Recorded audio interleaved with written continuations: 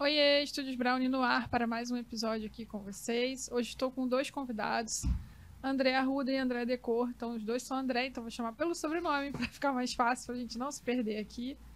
Antes da gente começar, eu queria falar para vocês da Banlec, a nossa patrocinadora, uma plataforma de venda de fotos, onde você pode vender fotos de esporte, de ensaio, é livre para qualquer tema que você queira trabalhar. Você pode colocar o seu domínio lá também, então o seu cliente nem fica sabendo que você está vendendo por uma plataforma, ele vai acessar o seu domínio, o seu site, e já cai direto lá na plataforma para venda de fotos. E já tem gente fazendo muito dinheiro com isso. A gente já teve alguns convidados aqui apresentando como que eles estão trabalhando. Então, é super bacana e vale a pena você conhecer e investir, né, para ganhar dinheiro. Então, acesse o QR Code lá da página, faz seu cadastro, já dá uma olhada no que os fotógrafos estão vendendo, o que você pode criar de área nova que ainda não esteja sendo abordada lá e começa a ganhar dinheiro, beleza? Então, hoje a gente vai começar aqui com os nossos queridos convidados. O André Arruda já esteve aqui num episódio antes, espero que vocês já tenham assistido, que ele é um super professor, super fotógrafo, adoro os retratos dele. Estou tentando convencer ele a fazer um workshop lá na escola, quem sabe a gente consegue fechar, só chamar, né, André? Só chamar. E a o lojinha Decor... está aberta 24 horas. Opa! E o Decor é advogado, mas hoje a gente vai falar sobre fotografia e sobre a história de Copacabana. Então, vou começar agradecendo a presença de vocês.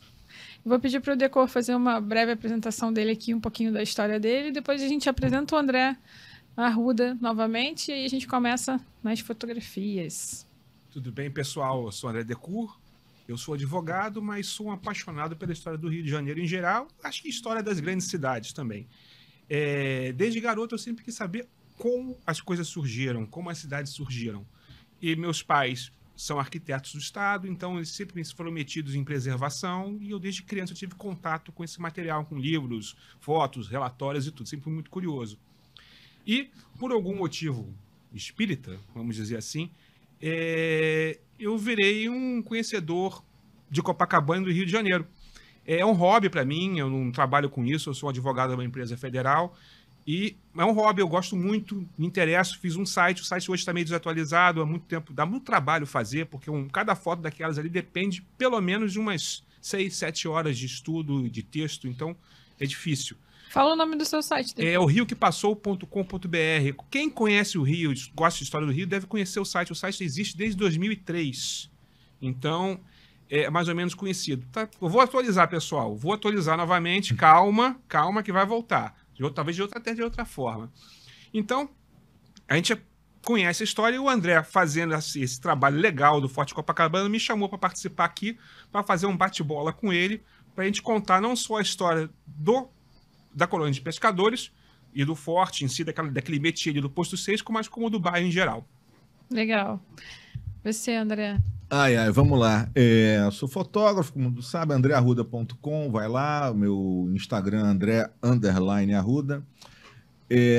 Eu comecei, ano passado, eu vi que a colônia de pescadores Z13, em Copacabana, ali do Posto 6, fazia 100 anos do registro oficial esse ano. Eu achei que seria uma boa oportunidade de fazer um ensaio sobre essa colônia, sobre esses pescadores. E eu descobri que não tem um registro de qualidade deles. Tem fotos esparsas, aquelas fotos tradicionais do barquinho com o pôr do sol, mas um registro de quem são essas pessoas, do que são os pescadores, não tem. E aí eu me dediquei a isso, vai ser o meu próximo livro. Aliás, para quem quiser saber, o livro já está autorizado para captação pelo ISS, sem ressalvas, ou seja, o projeto está bem estruturado. Então, quem tiver interesse, quem tiver interesse, pode entrar em contato, que vai ser um investimento. A gente vai contar uma história não só dos pescadores, mas uma história do Rio de Janeiro, a partir daquele ponto que os primeiros moradores de Copacabana são pescadores, entendeu? Tem registro de pescador de 1732, entendeu? Isso o André vai falar muito melhor, meu xará vai falar muito melhor do que eu. E justamente começa ali com a igrejinha de Copacabana, que muita gente nem sabe que existiu. E Copacabana começou de um extremo, que é o famoso túnel velho, e começou o de 1923, né? Não, 1892. 1892, é tanta data. Começa Copacabana. Antes, mas já havia. Até tem uma história que você vai contar divertidíssima, que a família imperial foi a Copacabana Caça-baleia. ver a baleia. Que não viram baleia nenhuma. Não, a baleia não apareceu. Deu um show. São essas coisas maravilhosas. Então, acho que tem uma mostra acontecendo agora lá na Colônia de Pescadores, numa casinha que é contígua à colônia, que é o Instituto Mar Urbano, a Casa Azul. Que tem perto ali do posto... Isso, de quarta a domingo, do lado. Posto 6, Posto 6, bem no finzinho, do lado ali, no calçadão. Não precisa nem atravessar a rua, tá no calçadão, tá ali. São 14 fotografias. É uma mostra, não é uma exposição, uma mostra em homenagem a esses profissionais, que hoje não chegam a 30 homens. Fica até quando? Até o fim do verão, não tem. E é uma profissão extremamente dura e que não sei se vai continuar a existir, entendeu? Mas não interessa, é uma arqueologia, como costumo dizer, a gente faz uma arqueologia em tempo real, né? E eu acho que eu sou fotógrafo porque eu gosto de história, né? No fim das contas, uma vez me perguntaram por que eu tinha entrado em jornal lá atrás, Jornal do Brasil. Você fica meio, por que você fotografa, né? Uma hora essa pergunta é apresentada a você, acho porque a gente gosta de testemunhar a história. Eu acho legal. Não é porque eu quero ver famoso. Não, os famosos são... A fama é uma coisa muito transitória. Já dizia, né, o escravo do Júlio César, né? És gordo, és calvo e és mortal, né? Quando ele ia a Roma e o escravo com uma coroa acima de César, né? Uhum. Da cabeça de César.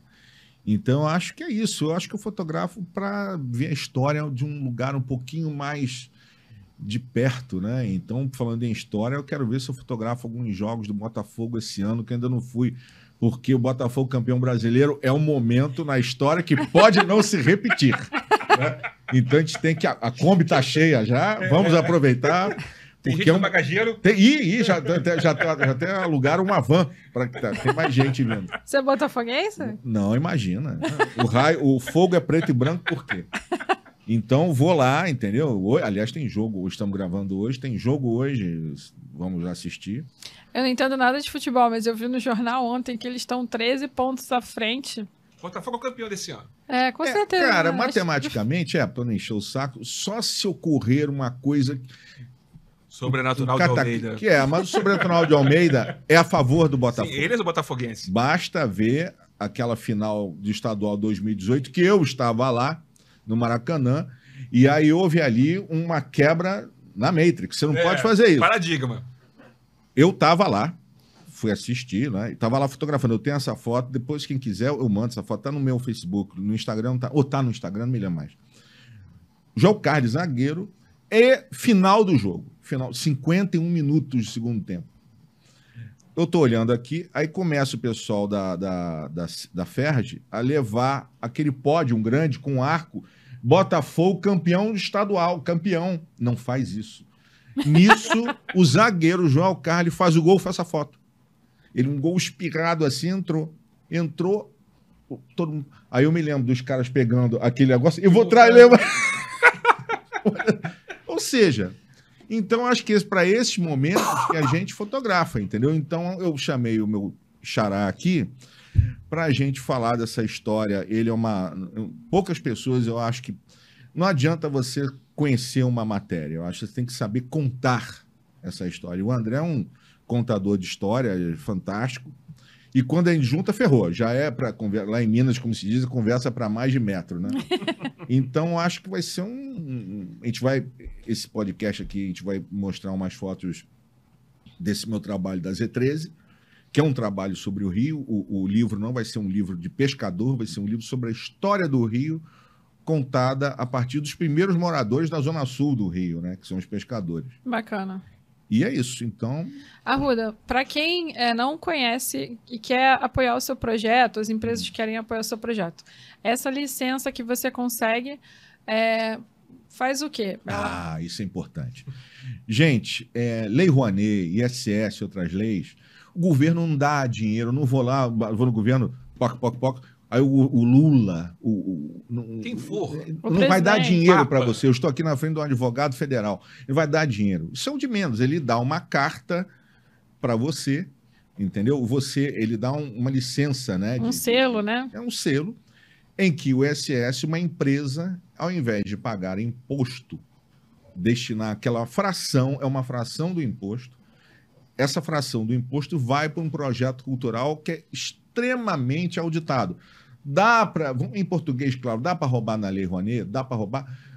Doutor, dá para roubar em tudo, né? Dá para roubar em tudo, mas na lei, qualquer coisa você vai ter que enfrentar o TCU e o CGU auditando. Então são dois órgãos de controle auditando, é mais difícil. E hoje é muito difícil. Tudo informatizado. É tudo cruzado, né? Quer dizer, então, é difícil. Eu não acho uma boa ideia você. Primeiro que se você conseguir entrar no formulário dessas leis e conseguir inscrever o teu projeto e no Z13. O projeto foi aprovado sem ressalvas, ou seja, a estrutura dele não teve uma diligência, nada. Tá lá de plano, direto? Exatamente. Tá redondo, né? Normalmente então, sempre tem uma encrenca. Quando é de plano, o tá nosso bom. não teve, então acho que vai ser um livro sobre a história do Rio de Janeiro, contado de uma maneira muito gostosa, porque o começo do livro vai ter essa discussão. Quem a gente vai apresentar aqui hoje, a gente vai ter fotos históricas, já estão em domínio público. Na Z13, na mostra que eu estou fazendo lá, convidado pelo Instituto Mar Urbano, do Ricardo Gomes, biólogo. Eu fiz questão de colocar 2 fotos do Marco Ferrez, uma fora, você vai para peixaria, você tem uma foto de 1895, e lá dentro você tem uma panorâmica da Z13. Quer dizer, você confronta a história e a primeira exposição que você olha para o lado e vê o motivo da exposição lá fora. Quer dizer, em tempo real. E você vê os personagens da exposição ali. Então, e o mais importante dessa mostra é que os pescadores se sentiram muito... Um até se emocionou. Eu vi. Os caras duros, a galera dura que puxa 1000 metros de rede com a mão, um se emocionou e fingiu que estava emocionado e saiu andando. Quer dizer, isso é muito legal. Você vê que o teu trabalho representa aquela pessoa e dignifica aquele trabalho todo, aquele modus vivendi deles, que é uma profissão extremamente dura, que os caras acordam 4 da manhã, 5 da manhã, alguns colocam o barco antes do sol nascer, e, de certa forma, não é muito valorizado, entendeu? E é uma área que tem uma área de muita cobiça, né? Aquela área do Posto 6 sempre foi uma área muito cobiçada, e aí eu deixo para o André falar sobre isso, que ele dá show nessa história. Por que se chama Z13? Porque no começo, foi a Marinha que fez, no começo a Marinha em 1920 e poucos, possivelmente em 1923 é o registro oficial, eram zonas, entendeu? Então, zona de pesca. Só que a Z13 se chamava Z6. Parece que foi o Lacerda que fez uma lei para se chamar Z13. Por exemplo, a Colônia Pescadores na Ilha do Governador, nos bancários é Z10, a Z13 é Copacabana, mas era um núcleo, Copacabana, Lagoa, ali a Barrinha, Barrinha também é Z13. Tem Z13, até, se eu não me engano, lá para o Recreio. O núcleo que sobrevivente hoje forte é a Z13. Tem uma pequena lagoa também perto do Monte Líbano que sobrevive, sim, não sei como. É Z13 também. Z13 também. Ali são 6, 7 pescadores. São 6, 7 pescadores, E a da Pedra de Guaratiba é Z14. Legal. Eu já estive lá. Que, aliás, é um lugar que tem que ir, porque é totalmente assoreado e os pescadores remam, empurram o barco por 300 metros de lodo. Até a Restinga de Marambá e a Baía de Guaratiba ali. E o peixe é fresco, só que eles pescam um peixe ali, fresco ali, né? Quando você for precisar de um assistente, estamos aí. Vamos lá, eu devo voltar, isso é um projeto que eu vou continuar ainda, sobre a pesca artesanal, ainda estou estruturando. E a Z13 é importante dizer que vou fazer um curta-metragem também, que é uma história que, para ter voz, né? Os pescadores hoje em dia, a gente tem essa facilidade de equipamento, então vai ser uma história contada também pelo audiovisual. Legal. Você trabalha com vídeo também, então. Também. Aliás, uma coisa que a gente conversou uma vez, eu acho, ao contrário do que muita gente diz, eu acho fazer vídeo muito mais fácil que fotografar. Eu acho. Captar vídeo, vídeo é contínuo, né? A foto é o momento. Não, foto, cara, até agora eu fiz 40 visitas à Z13, são 40 pastas à Z13. Ou seja, 40 manhãs que eu fui lá esse ano. Fora algumas tem algumas que não deram foto nenhuma, tem outras vezes que você tem que ir. E tem uma sede. Quando eu acordo 4h30 da manhã, tem um ritualzinho, bicicleta, vou para lá. Quando você acha que aquele dia, hoje eu não vou, eu tô cansado. dia. Nesse É dia, dia, cara. é o dia. É nesse dia que você tem que. É impressionante, cara. Quando você acorda bem, hoje eu vou. Não dá em nada. Rende Água. nada, não rende nada. O barco já saiu, um tá de sacanagem, o outro, o mar tá lisinho, não tem. E o dia que você achou, cara, que não sei o que, você vai pedalando e coisa e tal, vou ouvindo música sempre, é um ritual.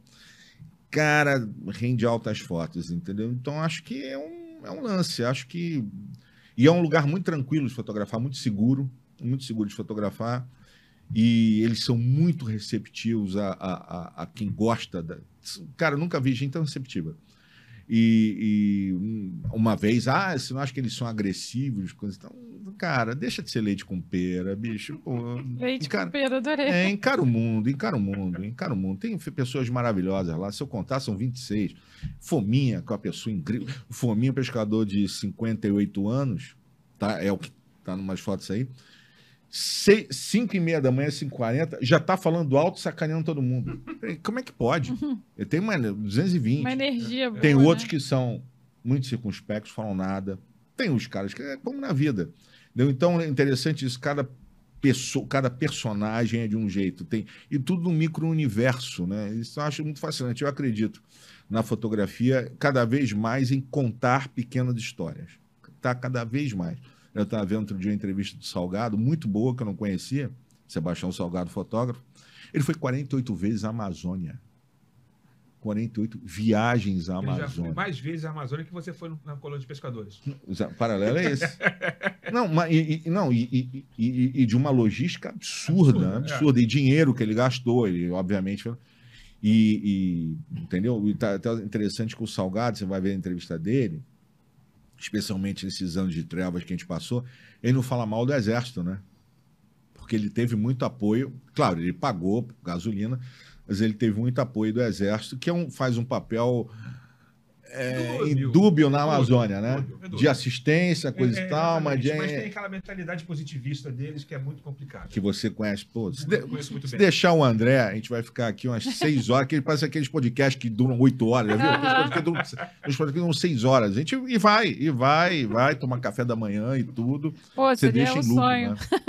Fazer só um comentário sobre o que você falou. Não sei se foi por causa da live que eu fiz com o Léo Saldanha, onde ele estava questionando Sim, sobre sim. preço de fotografia. A fotografia desvalorizou muito, né? Até o Rogério Reis fala que acabou o mito do fotógrafo, porque hoje em dia todo mundo tem um celular e acha que está fazendo foto. Uhum. Acha.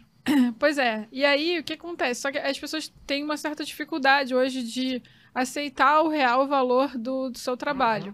Enquanto que para o vídeo, a galera ainda não questiona tanto. Porque o vídeo é mais difícil, não de executar, de O captar. produto final. Mas o produto final. a edição, o cuidado com o som, é diferente todo o processo, entendeu? Então a pessoa acha que só o fato de você apertar o botão ali já está entregue. Ela não está muito preocupada com a estética, com a linguagem, com a composição, com o que você quer mostrar. Até porque muita gente, a gente fala que são analfabetos visuais, né? A gente nasce com imagem, nós somos todos imagéticos, né?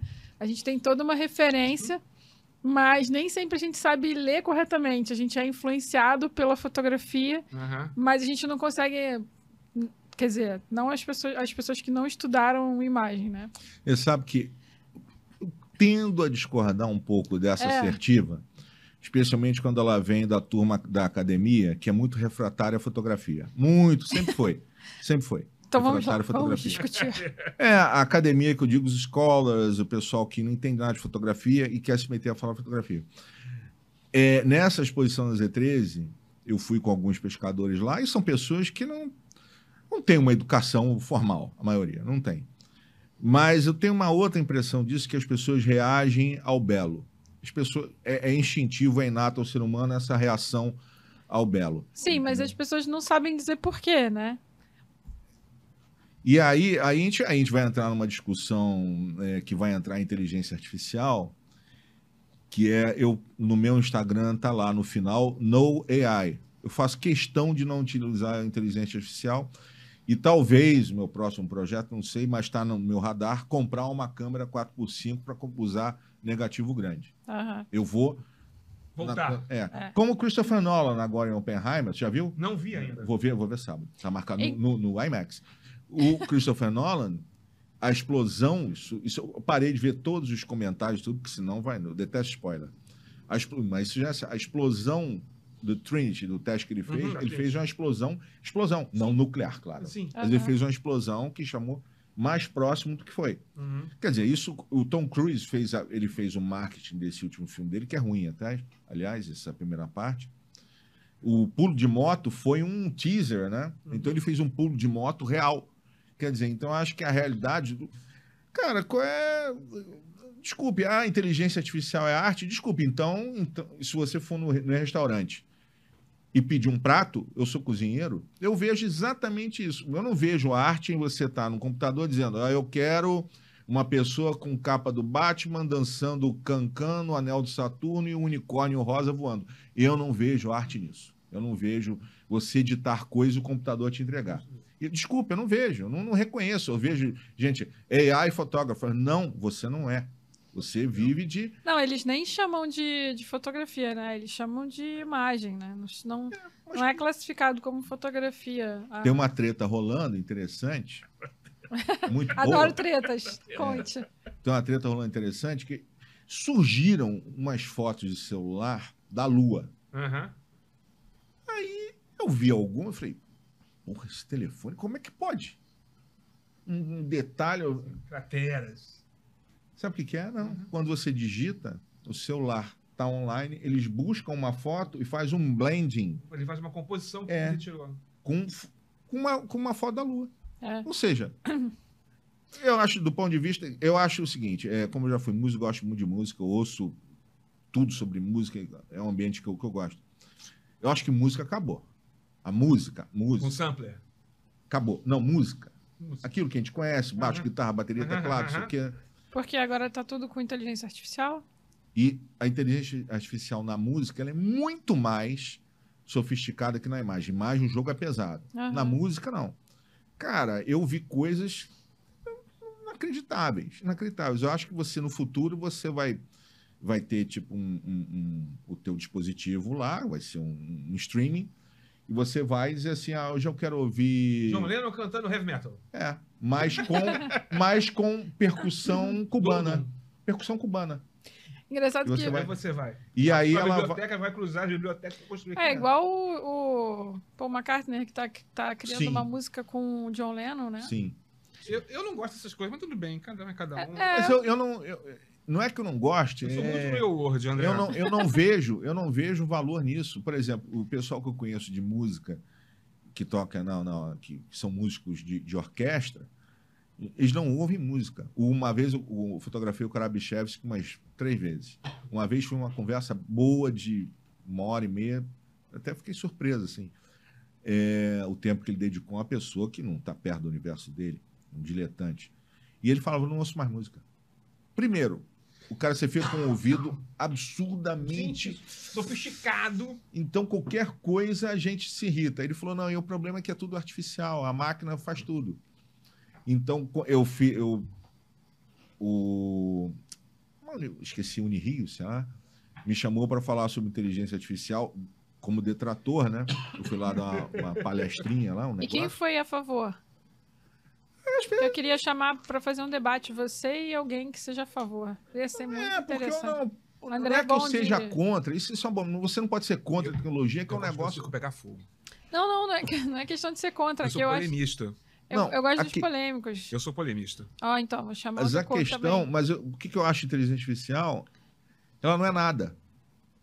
Ela é... um programa de computador. Lasanha congelada é um Windows. Bom? É um Windows. Lasanha congelada é boa? Não. Depende. Se você estiver sem tempo, cansado, com fome, aquilo ali você chega, come aquilo te preenche. Agora, é ruim.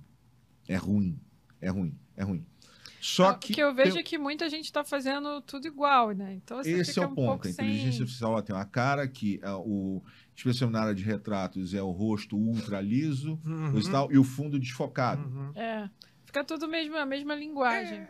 Como fotografia teve uma linguagem numa época que era você fazia construção de universo, você fazia universo atrás, ficava anos, a publicidade fazia isso, e eu, o tio chato, alertava.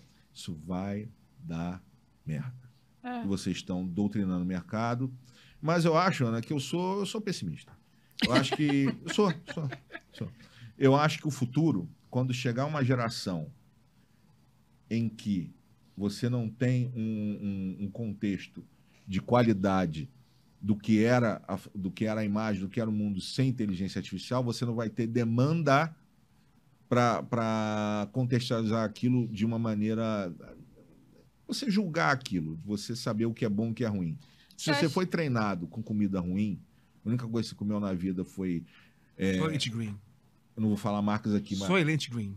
Só o quê? Guaraná. Soylent Green. Ah, Soylent Green. Eu adoro esse filme desde criança. Esse filme, um dia a gente podia conversar sobre isso.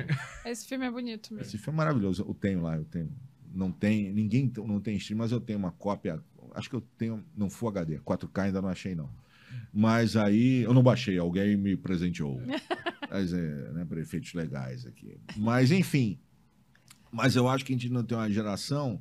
A próxima geração que não tiver discernimento do que é inteligência artificial ou os produtos gerados por ela, eu acho o seguinte, tem gente que nunca comeu comida de verdade, no sentido de fazer uma comida bem feita.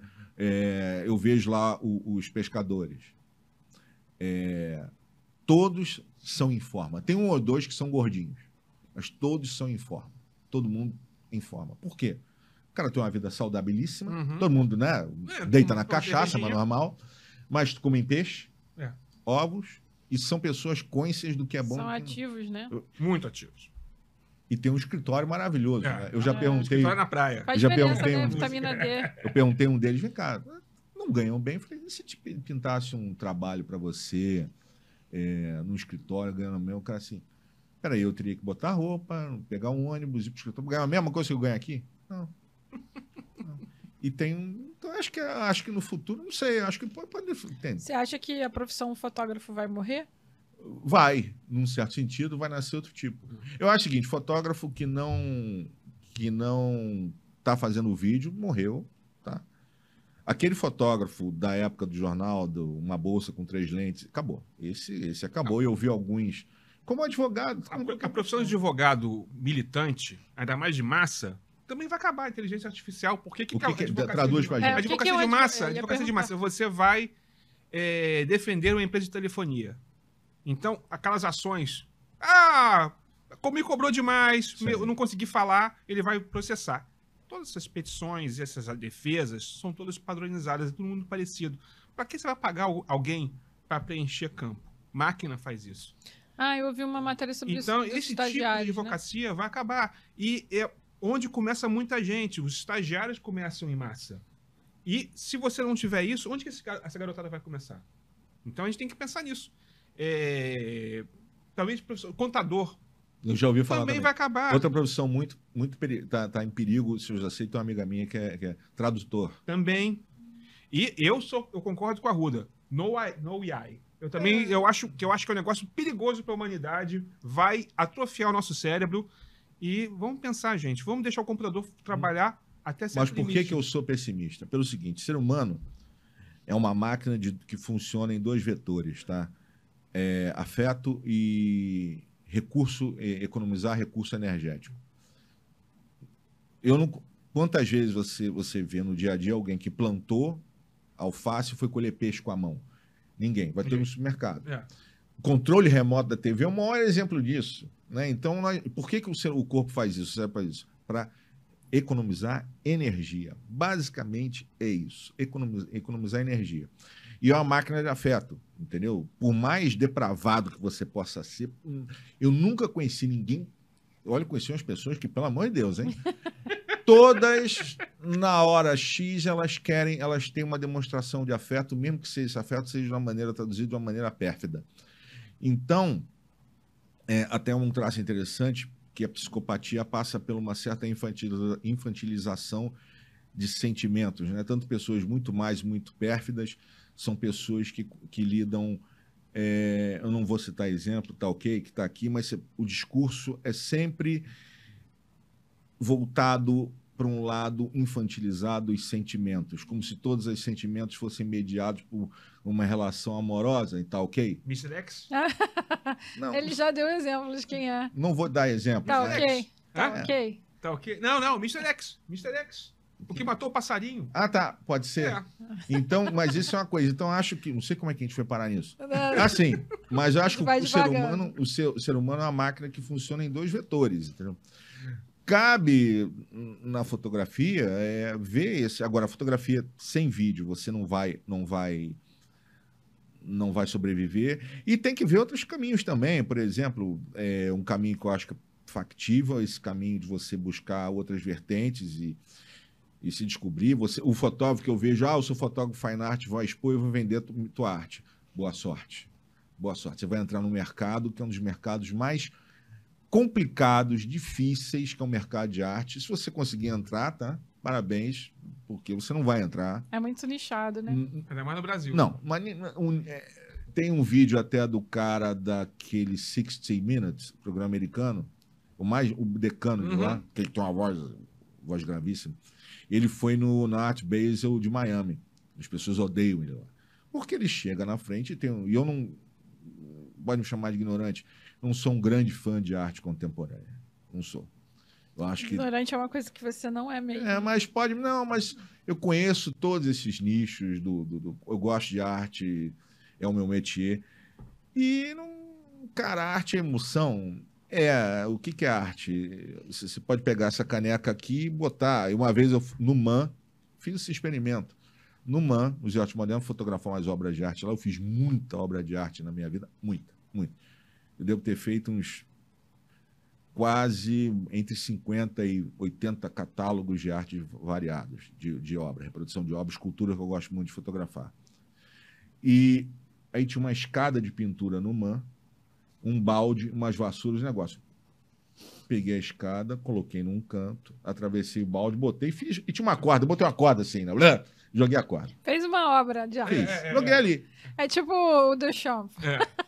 E fiz, e de sacanagem, Você foi fotografar. as pessoas paravam. Quê? Pessoas paravam, olhavam assim. Então é contexto, tá? Sim. A arte é contexto. Tem aquela experiência famosíssima com um violinista, o Yo-Yo-Ma, violoncelista, foi no metrô e o cara senta, você está falando de violinista de orquestra filarmônica de Berlim, experimenta conhecidíssimo, que é a maior do mundo, é de Berlim, a de Los Angeles, é de Nova York, a de Berlim foi o Kurt Masel, foi o maestro lá e tudo. Quem tiver acesso, vê a nona dele, é melhor que a do cara, inclusive, a nona de Beethoven. Aí pegaram desses caras e botaram no metrô lá. E não reconheceram ele. Não. Eu vi esse vídeo. É De surreal. cada 100 pessoas, uma delas passa. Vê que é alguma coisa diferente. É. Não, Eu vi isso em reconhece Copacabana. Eu vi isso em Copacabana. Olhando, um cara tocando violino, eu falei. Eu olhei para o cara, eu comecei, o cara tocando alguma coisa, eu comecei a olhar em volta assim, tinha um malandro filmando. Aí pararam. Eu falei, o senhor gosta de música clássica? Eu gosto, não sei o quê. Como é que você descobriu? Eu falei, pô, tá certinho, né, cara? Olha aí, tá... Não, tá, negócio... Não, e o cara fazia uns arpejos, negócio... Eita! Aí eu parei e fiquei olhando Você é pro... músico, né? Não, mas eu não sou músico, eu sou melômano e eu sei quando tá mal tocado e bem tocado. Mas agora, de cada 100 pessoas, a média é por aí. De cada 100, vai passar direto. uma... Então, agora, você põe aquele mesmo cara, põe qualquer pessoa num smoking, não sei o que, uma mulher com um vestido, ou sei lá. De noite. Tanto faz fantástico, dos gêneros. Mas dentro do municipal, tocando um ukulele, então você põe uma obra de arte qualquer e alguém diz que aquilo é arte, aí a gente vai entrar num negócio que vai demorar anos. E aí você pega o Robert Mapplethorpe, que é um fotógrafo nova-iorquino, homossexual, coisa e tal, tem uma obra muito interessante, mas que foi um cara produzido pelo meio. Ele fazia o cruising lá, dos bares, banheirão, aquele negócio todo, e vem um marchand chamado Samuel Wagstaff, que era o cara da arte em Nova York na época, nos 70, se apaixonou por ele e viu que o cara tirava foto, mas não era demais. De repente, o Mapplethorpe melhorou, tecnicamente. Aí, sabe-se hoje que era um assistente que fazia iluminação para o Mapplethorpe. E luz é tudo. Luz é tudo. Ele, obviamente, não era um boçal. Mas não tinha aquela... Não, mas aí você pode dizer, mas aí vem aquela desculpa que eu não aguento. Mas no ateliê do Buonarroti, não sei o quê, onde o Da Vinci ficava com aqueles rapazes lindos todos. Galera, para entrar no ateliê daquele, você não bastava, é evidente que ia entrar uns rapazes bonitos, né, torneados, e aí a turma gostava. Mas não era bem assim. Não, e até mesmo quando a pessoa tem uma técnica respeitável e um trabalho muito bem concebido, se ninguém atesta que aquilo ali é arte, não é arte, Que né? diziam que os assistentes faziam tudo mais ou menos. O assistente preparava a tela, preparava o fundo, às vezes fazia o esboço. o esboço, o coisa, contorno, fazia ali, faz aqui, o cara já sabia assim, como assistente faz a luz para mim, vai lá, o cara monta a luz, coisa e tal, tá certinho, o cara sabe que 3 metros ou o que não vai dar sombra. Agora, se a gente for botar tudo que eu acho que o Brasil está vivendo hoje, e tem um amigo meu que dá aula para não vou falar faculdade, mas na aula de Direito, ele fala que está complicado, que tem gente que não sabe escrever. Mas não é escrever, não sabe fazer o encadeamento mínimo de ideias. Vou contar uma história para vocês. A gente começou a fazer um cursinho informal para escolher estagiário. Porque a bom ser boa, são 2 anos só, porque para entrar na empresa tem que fazer concurso público. Sabe quais são os melhores estagiários que têm entrado? Né? Quem tem passado com folga? São os cotistas, tá? Eles são os mais esforçados, são os mais letrados, são os mais focados. É muito interessante isso. Eu tive uma estagiária que já passou no concurso público. A menina brilhante mora nas fronteiras do Alemão. Bacana. Então, todos os nossos estagiários hoje são cotistas ou da UERJ, ou da FRJ, e tem a menina que é bolsista da PUC.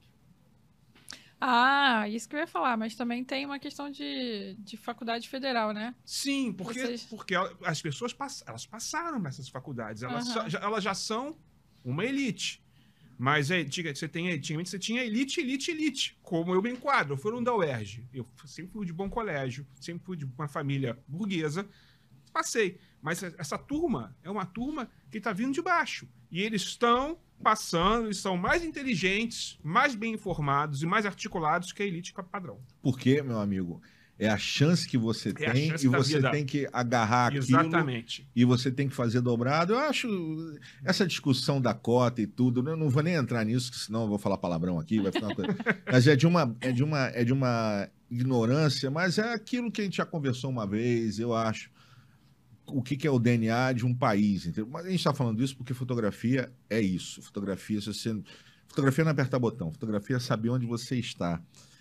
Qual é o DNA de um país, né? Você pega o DNA dos Estados Unidos, para mim, o DNA, o core, é a rebelião. Os Estados Unidos nasce no Boston Tea Party. Os Estados Unidos é rebelião o tempo todo. Até demais. Uma guerra.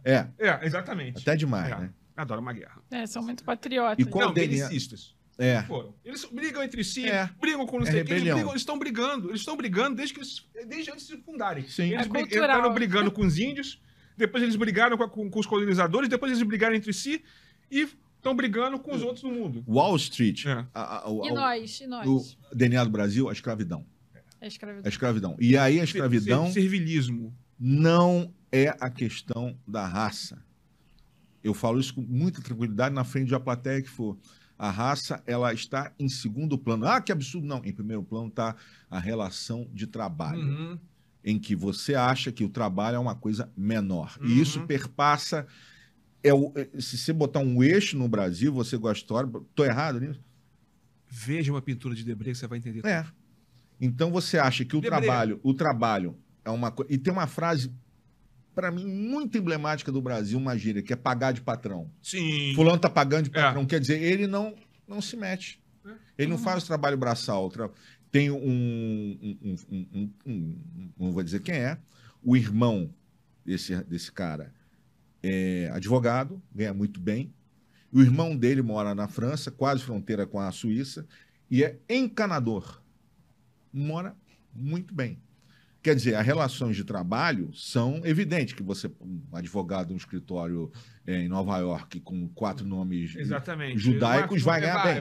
Vai. Mas se você for um bom cara, você vive bem. Sim. entendeu? Se você for um encanador, ou sei lá, aqui um Mecânico de trabalhador... automóvel. Você vive bem ali, se você não quiser ter jatinho, uma vida Diferente ridícula... daqui, né? Aqui não. Então, como é que você... Aqui você desvaloriza o trabalho. O cara tá pintando os parafusos. Tá pintando um parafuso. E você não dá, para esse cara que aperta parafuso, o conhecimento. Ele nunca vai apertar o parafuso direito, porque ele não vai aprender como apertar o parafuso direito e quantos tipos de parafusos vão existir. Exatamente. Ele vai aprender na marra.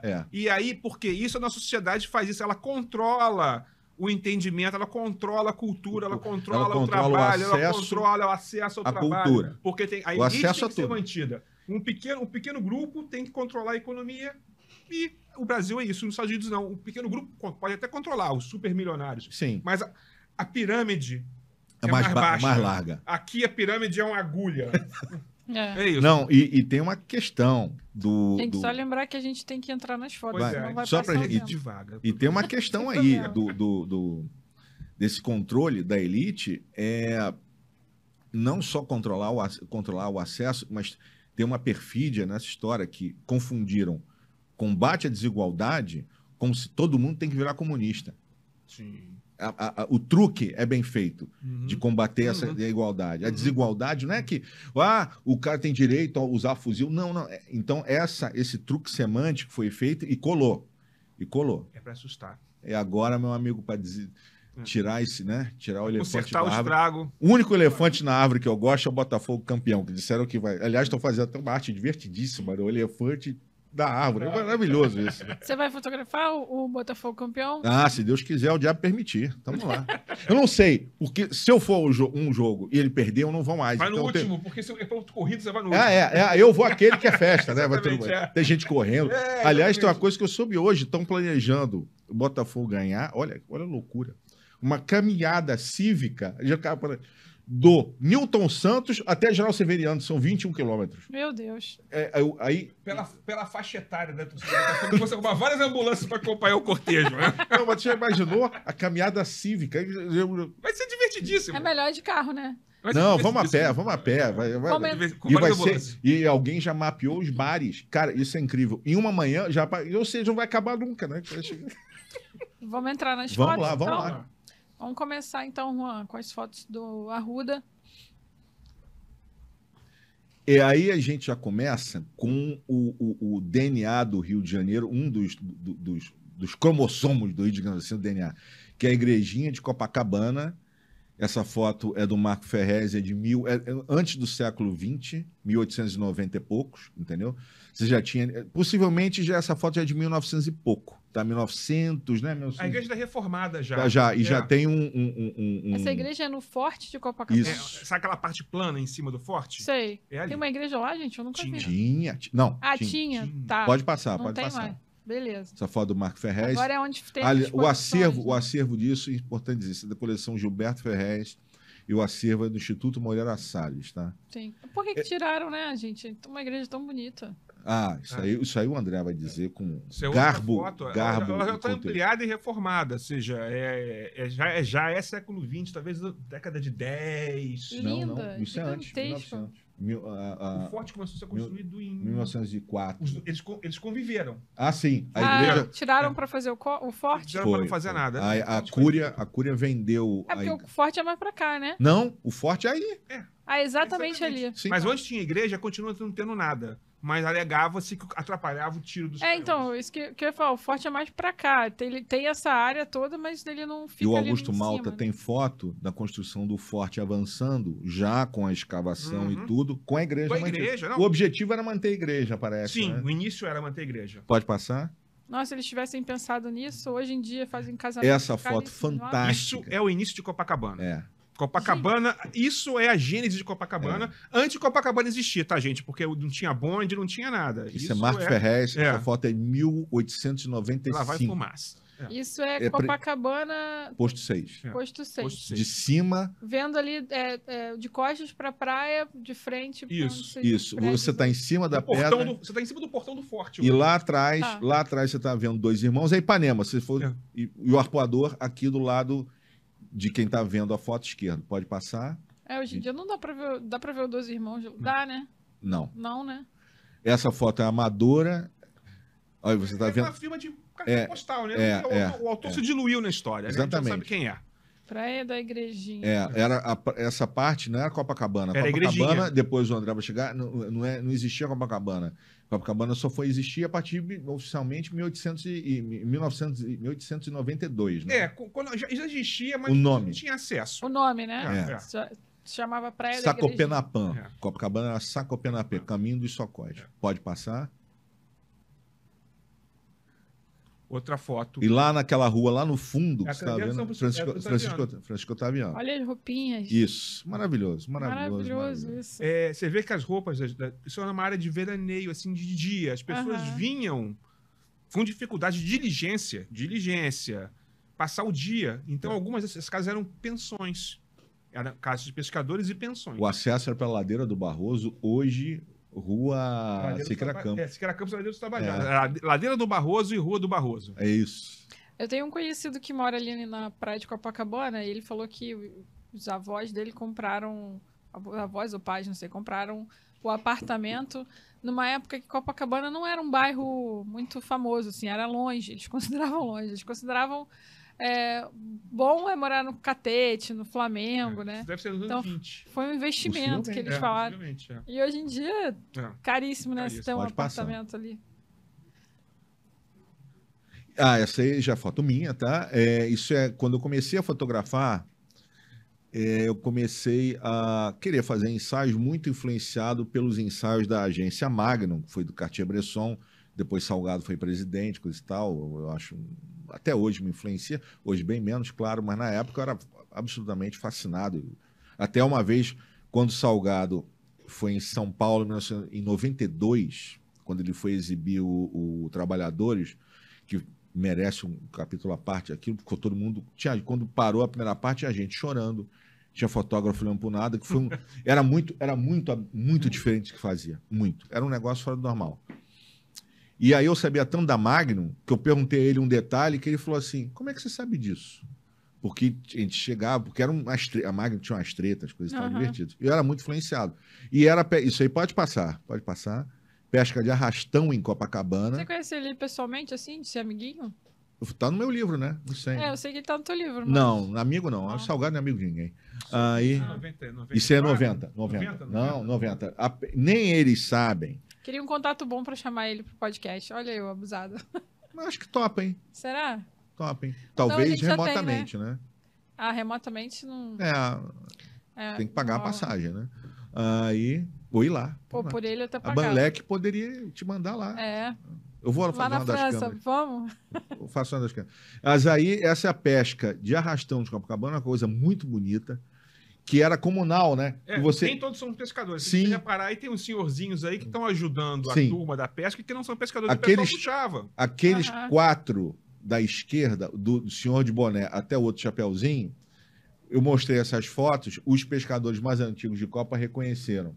E é muito legal, né? O cara, esse é o fulano. Aí fala assim, eu acho que foi o Manel Roliço que falou, esse é o fulano. Ele atravessou, morreu atropelado. Aí o cara assim, também na cachaça. Os caras são maravilhosos. Esse terceiro aqui já estava na outra foto, né? O que sim. Ali. Ele parece ser pescador. Mas você tem um cliente ali no canto, aquele gordinho ali tem que ser um cliente que tá vendo peixe para ele pegar. E a pesca é uma atividade comunal. Ou seja, se você estivesse perto, passando, você podia puxar o arrastão. Então tinha essa coisa comunal. Antigamente o pessoal das antigas de Copacabana falava, hora do arrastão. O arrastão não é o arrastão que tem hoje, era o arrastão da rede dos pescadores. E você vê que aqui na frente, olha lá, você vê o peixinho pulando ainda, né? E por que não existe mais a pesca de arrastão? Por uma coisa muito triste. Porque com dois fatores. Os esportes ali na área afastaram o peixe e a pesca industrial de traineira, que são as redes gigantescas de arrastão mesmo, que vai dois barcos arrastando, pegando qualquer peixe, do pequeno ao grande, que você tem... A pesca artesanal que esses pescadores fazem, eles não pegam um peixe pequeno, que é o peixe que está... filhote ou peixe que tá, o que eles chamam ovando ainda. Pega um peixe grande. Tanto que as tramas têm tamanhos diferentes. É uma ciência empírica, muito legal. Então, esse peixe, eles têm que ir lá, no máximo, até depois das cagarras, que o motor não vai muito mais além. É uma área também que passa navio. Uhum. Então é uma área... Canal E também é uma área... E aí eu tô falando pelo que eu posso estar totalmente errado. Tem um certo medo desses barcos grandes, tá? Eles não querem se meter ali... As cagarras? Depois, não, eles não querem se meter Meteu com numa... a pesca industrial. Não querem se meter... Eles têm... Mas o navio também é uma questão. Eles não têm também não tem motor, né? Para ir lá para mar aberto. E mar aberto bate. Eu vi uma matéria essa semana falando das cagarras, que é o único local aqui no Rio onde tá considerado... Santuário. Santuário limpo e Sim. que as baleias têm passado lá como rota. Sim. Agora. Tanto que o pescador ele não pode pescar a 15... Ele tem uma área de 15 metros das cagarras. Eles não podem pescar ali. Eles pescam perto das cagarras. Digamos, é a linha fronteiriça deles, que eles jogam a rede ali em frente à Copacabana, até no máximo, até perto do costão da Niemeyer. Mas é restrito, né? Porque não tem motor para isso. Entendi. E tem que correr para vender o peixe, né? Pode passar? Essa aí também é outra foto. Isso é de 89 a 91. Tá? Isso aí até hoje esse ritual tem do pescador reparando rede. Era filme? Filme, 3x. Não, isso é Ilford, que eu não tinha dinheiro para 3x, comprava Ilford ruim. Pô, lindíssimo.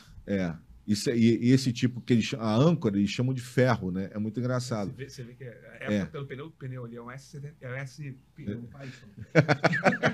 Sério? Que você conseguiu ver isso? Nossa. Pode passar. Interessante essa foto. Pode voltar. Você viu o modo de identificar foto e datar foto? Aham. Você vê o seguinte, que o pier dos salva-vidas ainda está incompleto, né? Uhum.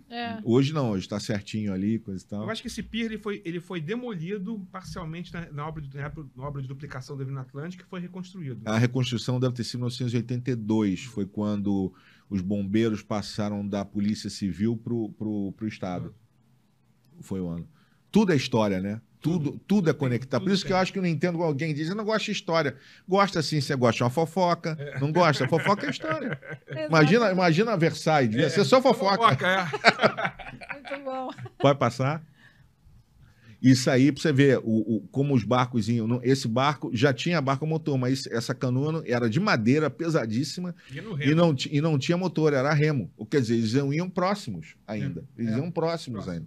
Existe hoje ainda aí a remo? Existe. Às vezes eles põem uma rede muito próxima. Mas dependendo do verão, mas é muito raro. É tipo. Condições eu tive a sorte de fazer uma foto com o cara a remo.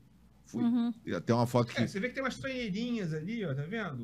Tem, uns barquinhos. Existe esse pessoal de barquinho quando vai pescar lula em Ipanema. Se for muito cedo... Gente, tem lula em Ipanema? Tem. E a beça. Jesus! Não Pode sabia. passar. Eu tenho muito respeito pelo mar. E aí ainda a Z13 ainda sem as obras e com esses barcos, você vê que já tem um barco com fibra e com motor, olha aí. Ali, e os outros então já é uma transição aí. Ainda tinha cachorro e não existe mais esse... Cachorrinhos fofíssimos. Não, os cachorros, tudo louco. Tudo louco. Ai, tão bonitinhos. Me deram uma mordida aí. Isso foi demolido, né? Foi. Com a reforma que teve nos anos 90. Teve. Quando até foi construído a Z13, aquele predinho. Eram os barracões meio favelados. A gente estava falando antes de começar, essa foto foi feita de manhã, né? Foi, sempre de manhã. É sempre vou de manhã. Parecia noturno. Pode passar. E aí já é esse ano, tá? É o ano especificamente do centenário da Z13, centenário do registro oficial. Você vê que os caras estão saindo à noite, né? E é comunal, quem está aí empurrando. Esse barco é o do Selmo, que é esse que está no extremo aqui, sujeito corpulento também, de sunga azul. Tem uma madeira embaixo, né? É o trilho, é de Massaranduba, e eles passam em cima das estivas. Estivas são placas de madeira, ripas de madeira grossa, que você vai arrastando. É interessante pensar que o barco se põe na água desde que o homem é homem, né? De ser humano é ser humano, né? Não mudou esse ritual. Quem diga que vão... E você vê que o mar tá brabo, né? Olha lá. Quem diga que vão construir uma coisa... Eu vi uma pessoa falando... Aí eu fiz a pergunta, mas vem cá, como é que vai ser? Uma praia pública? Qual o mecanismo para colocar barco na água? E qual barco? Porque às vezes eles colocam, às vezes está batendo aqui, vão bater lá. Não, o mecanismo andar, mas Que traquitana? Vai pesar o quê? 800 Vai andar quilos? com areia. Mentira, alguém tá vendendo peixe lá pra ganhar. Igual Só aquele... tem caô. Não sei como é que se chama aquele negócio, tipo um guindaste. É um guindaste, né? Sim, Que tem ali na Marina da sim, Glória. sim. Eles pegam o barquinho lá do depósito e aí vem passando com aquele negócio gigantesco. É, tem Ele iate pá, clube joga também, na né? 15 água. mil reais pra você botar teu barco Sério? lá. É, eu acho que não é o acho que caso aí. não vai sustentar, né? Pode passar. Aí você tem o mar aí, Já você tem vê. a onda. Esse momento é mágico. Esse momento do barco entrando, você vê como o mar é uma força brutal, né? É. Aí você tá vendo ali na ponta o Joãozinho, esse de colete à esquerda é o índio, que trabalha com... Você vê como é um ecossistema, né? É o de boné ali, que trabalha, também é barqueiro, também é pescador, assim, amador, mas ele trabalha botando a pesca havaiana, trabalha com o pessoal da pesca havaiana do lado, esse de camisa amarela e chapéu maluquinho, e do outro ali, eu esqueço o nome dele, também trabalha nas canoas havaianas. É um ecossistema, é uma economia local, entendeu? E o barco vem escrito a zona, né, dele, né? Tem, isso é oficial da Marinha. Atrás você tem escrito qual a pesca que você vai, Z3, do outro lado você tem o estado e o numeral do bordo, em cada bordo tem um numeral. Tem que ser 10 centímetros, mínimo de 10 centímetros cada letra. E Informou André Arruda. E você vai com eles? Já fui algumas vezes. Nunca enjoei, hein? Pode E aí, passar. como é que faz pra entrar com o equipamento sem molhar? Ah, boa pergunta. Isso aí, o que é? Eu não tenho dinheiro, então fiquei... Primeira coisa, pouco equipamento. Pouco. Ah, vai levar flecha. Não inventa. Teve uma amiga minha, sabe o que é? Foi se meter a fazer isso, caiu câmera dentro d'água, flecha e Meu tudo. Deus. Levou flecha com tripé. Que desespero. Com flechinho, com Vai tripé. Caiu voltar tudo dentro, caiu dentro d'água. Vai voltar sempre. Vai e não volta. Não, aí você pega a mochila, tá? A câmera ela não entra numa de você vai fotografar e vai pular dentro do... Não faça Não isso. rola, né? A câmera eu pego, põe dentro da mochila, toda cheia de espuma, pego um saco grosso de plástico de gelo. Por quê? Aqueles plásticos de gelo, que são bem grossos, enrolo e põe bem na proa, tá? Enrolo lá dentro. Tá. Empurro o barco com eles e pulo dentro do barco. Tem que pular. Não fico de rainha da Inglaterra. Empurrem, senhores. Não, o cara entra até a porrada. Ou então, não, você vai junto, compadre. E aí, empurra o barco. E empurra mesmo. E aí pula dentro. E até uma vez. Eu já tava lascada. Não, mulher eliminada. pode. Tava eliminada. Não, mulher pode. E se for lá, vão te levar numa liteira ainda. Não. Ali é cavalheirismo, uma moda antiga. Não, homem, meu amigo, eles contaram uma história divertida, aqui está num podcast fotógrafo, que teve um fotógrafo e tal, que quis ir sentado. Me empurra que eu não quero. Aí os caras assim, não. E os caras, ele foi sentado. E assim, lá dentro, né, você sabe que mar molha, né? Aí disse que cada peixe jogava um peixe nele. Aí lá dentro você tira a água, entra a água, vai tirando, eu vou jogando. Nunca mais voltou. Eu quero minha câmera, e chamar a máquina, né? Minha máquina aí, bicho. Minha máquina tá molhando. Ele falou, doutor, desculpe. Disse que ficou calado, nunca mais voltou. Então, né, em Roma como em romano. Isso aí é de manhã, esse é final do verão. Aí à direita é o de camisa azul, é o Paulistinha. E do outro lado é o Adelson, de boné preto e vermelho. Linda essa foto. Essa foto, aí eu já tô legal de foto de gente entrando no mar, que já não aguento mais fazer isso. Pode passar. Essa aí é Seu quase... drone humano? O que eu faço isso aí? Isso é, já que é um podcast de fotografia, todo mundo gosta muito de técnica, drone não tem qualidade, né? Não adianta, não tem qualidade para você ampliar. E essa foto está até na Z13 lá no Instituto Mar Urbano, com ampliação de 2 metros de largura. E aí eu tenho um dispositivo chamado Cam Ranger, que é um modem que você adapta na câmera e você vê pelo celular. Tá? É um Wi-Fi, protocolo.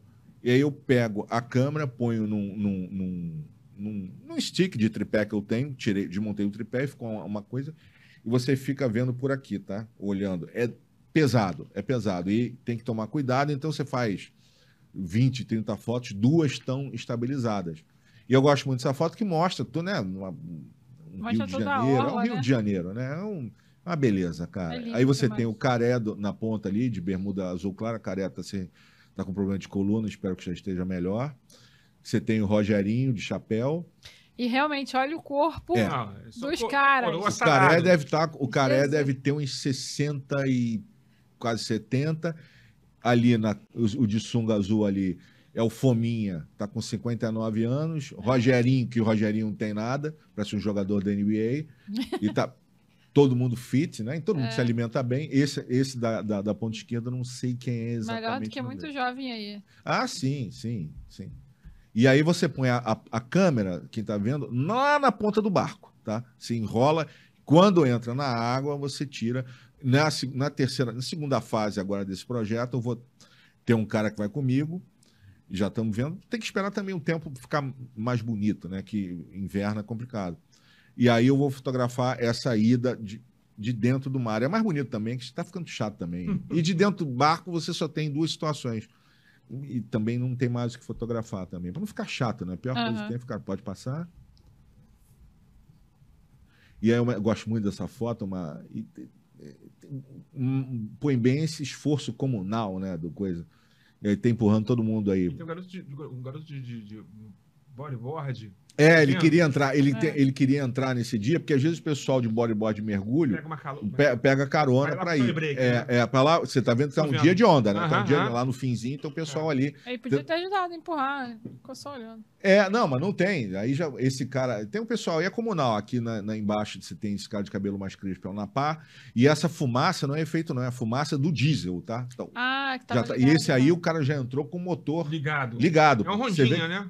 Motor. É a Grale. Não, é o que tem. É o que tem. Acho que tem 12 CV. Vai lá. E o engate é interessantíssimo, que ele fica girando e aí empurra com a mão e entra. Uma luva? Interessantíssimo. E é arcaico, né? É sensacional, cara. É maravilhoso. É maravilhoso. Pode passar. Aí é um dia interessantíssimo, que esse é o Joãozinho entrando no mar, e toda vez que ele entra no mar, ele agradece. E é uma coisa muito interessante essa foto, que é uma foto rara, porque tá sem motor, né? Ele tá no remo. Eles baixaram o maluquinho na frente de camisa amarela, o Joãozinho entrando, né? E toda vez que o João entra, ele agradece, entendeu? Ele é um cara muito... O pai dele morreu, o pai era o dono do barco, a mãe morreu, ele perdeu os parentes, coisa e tal. E toda vez que ele entra, ele agradece. Uma questão até pessoal. E é uma foto rara, porque nesse momento eles entraram e a rede ficou baixinha. A rede estava perto, entendeu? Eles pescaram aqui perto. Porque eu não sei também, um dia eu pergunto. Aliás, foi aniversário dele ontem, 1 de agosto. Dele, da Cora Rona e do Ney Mato Grosso. Caramba, que memória. Eu sei porque eu fiz um post hoje. Aniversariante de... Eu sempre faço um post de... Pode passar. Aí, Selmo de camisa verde, o barco é do Selmo, na Pá, pescando. Eles pescam, eles põem a rede deles em Ipanema, em frente a Ipanema. E é territorial. Você não pode ser um pescador, você não pode botar a rede perto do teu colega, né? E digamos que o mar, né, tem espaço. Grande, Mar tem espaço. Linda essa foto também. Isso é de manhã, olha não tem céu. nem... cara, você fica meio viciado nisso, sabia? Eu chamo de céu de Sunday.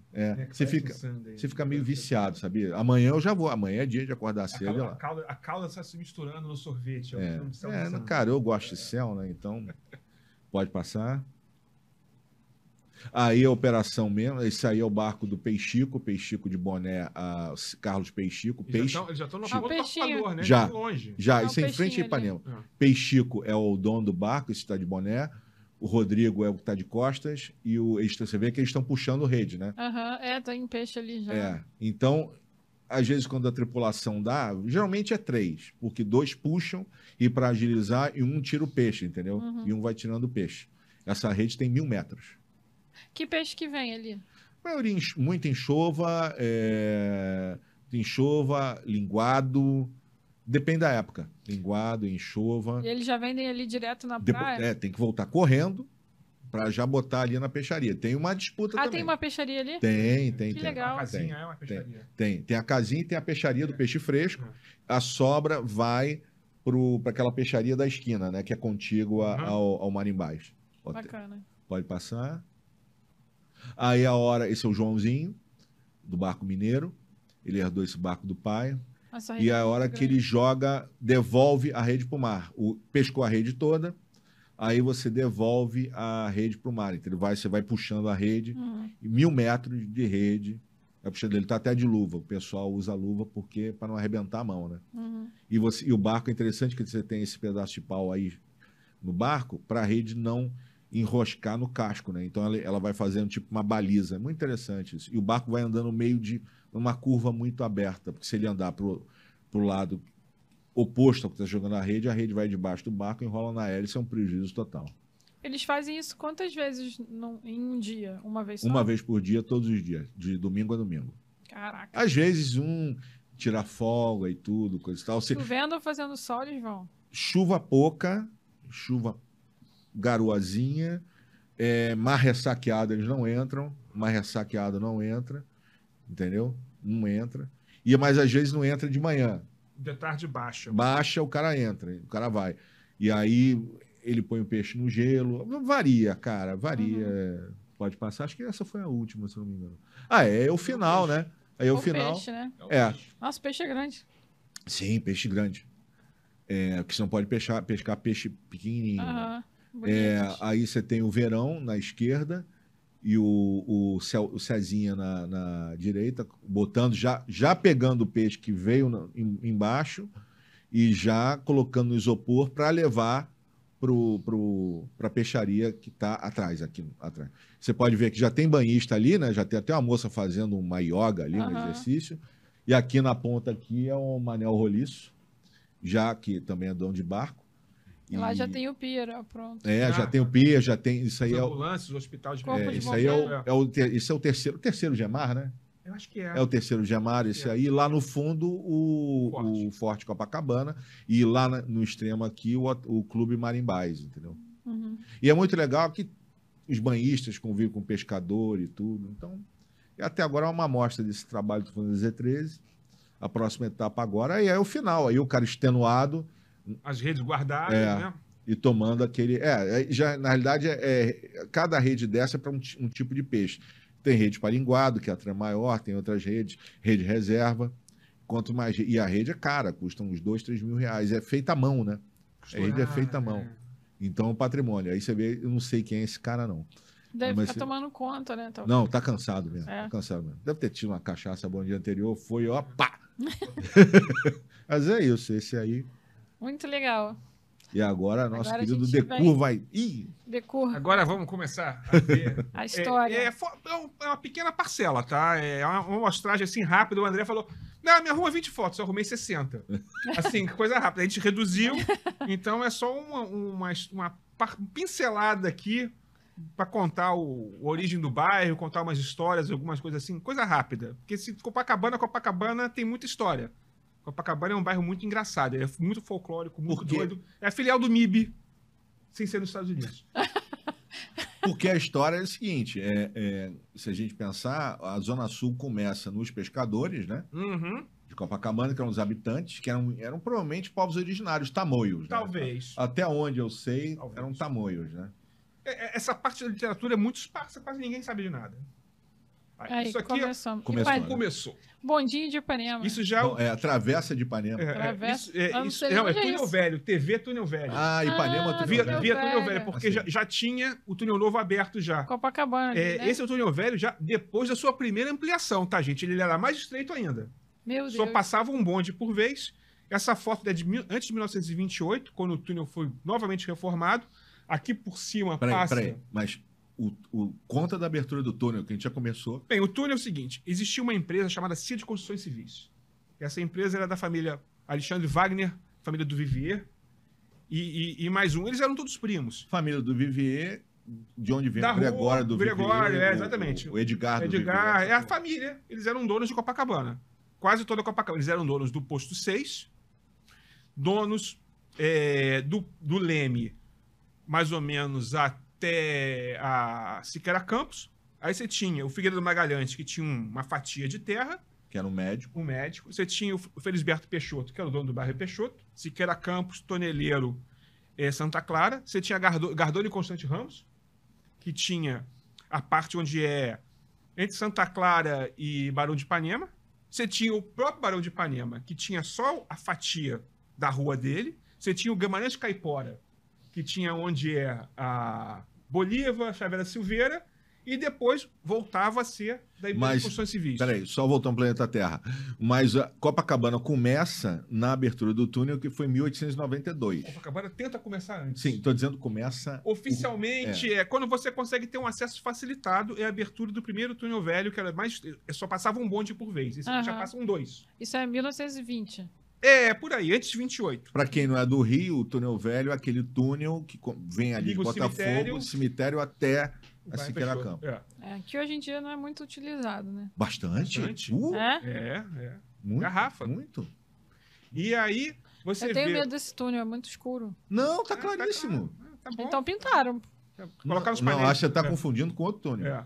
Não, é o túnel que sai ali na São João Batista. Isso. Né? Claríssimo.